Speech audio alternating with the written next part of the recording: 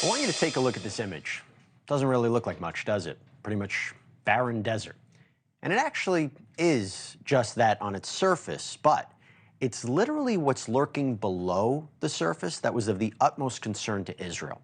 Because underneath this desolate swath of land in northern Gaza was a network of terrorist tunnels, which according to the IDF was the location of various command centers, the tunnels collectively housing scores of terrorists, as well as a multitude of weapons and intelligence documents. Now, to put the sophistication of these tunnels into perspective, this is a video released by the IDF, and it shows the destruction of just one of 6 tunnels from yesterday. And you can see how the tunnel snakes in a zigzag underground as 4 miles of tunnels were demolished in total. And that included, by the way, a conduit that served as the, quote, flagship tunnel for the terrorist organization as Palestinian Islamic Jihad, as well as a network of tunnels used by Hamas. And in fact, 150 Hamas terrorists were reportedly killed in the destruction of these tunnels, which, by the way, raises another interesting point, because the terrorists killed in these tunnels are most definitely going to be included in the latest death toll numbers to come out of Gaza, and they will be relayed to you by most media outlets as that way because they don't distinguish between terrorists and civilians. But I want you to think about that when you hear reporting like this. That brings the death toll since the 7th of October in Gaza, according to the Ministry of Health there, to 37,084. The Hamas-run health ministry in Gaza says 274 Palestinians were killed during Saturday's Israeli offensive on the Nusayrat refugee camp. And in Gaza, strikes on tent camps by the IDF killed at least 25 people and injured another 50, according to the enclave's health ministry.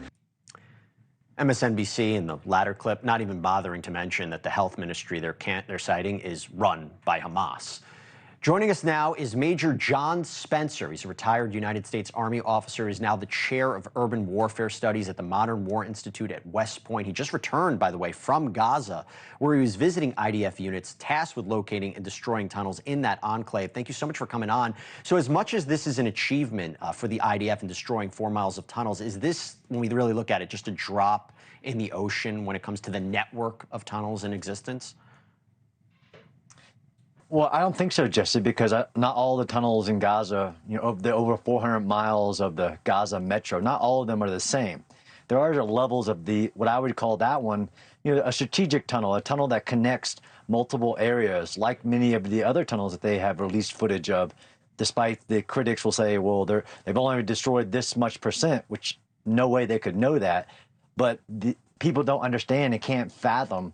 I mean, the Gaza metro is bigger than the New York City, the Seoul, the London metros.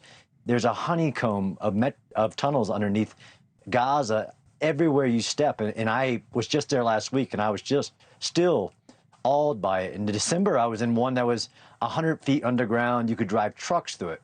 But there are these different ones from strategic that connect different units you can go from the top of Gaza Strip to the bottom of the Gaza Strip through some of these tunnels.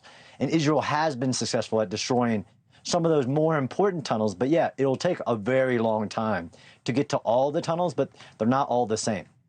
So, by the way, we have these images of your most recent meetings inside Gaza. It was the 3rd time you were visiting there since October 7th.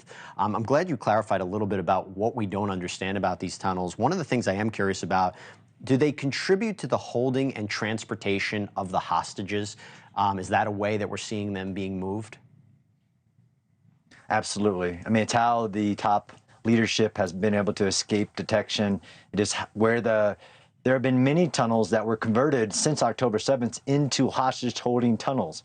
Literally, Hamas brought in bars and created cells to keep these hostages, some American, in tunnels for 9 months, where the air stank and just the miserable conditions that they're holding them to them. Absolutely. But Hamas has systematically closed in, taken away some of the tunnels that allowed them to move them. I mean, there's 2 tunnels that they found were underneath the river that splits. It's a dry creek bed, but nobody thought it was possible. That allowed Hamas to move from northern Gaza all the way to southern Gaza, where it's running like rats and moving hostages with them. Absolutely. Thank you for watching. Go to newsnationnow.com to find News Nation on your cable provider. And don't forget to click the red subscribe button below to get more of NewsNation's fact-driven, unbiased coverage.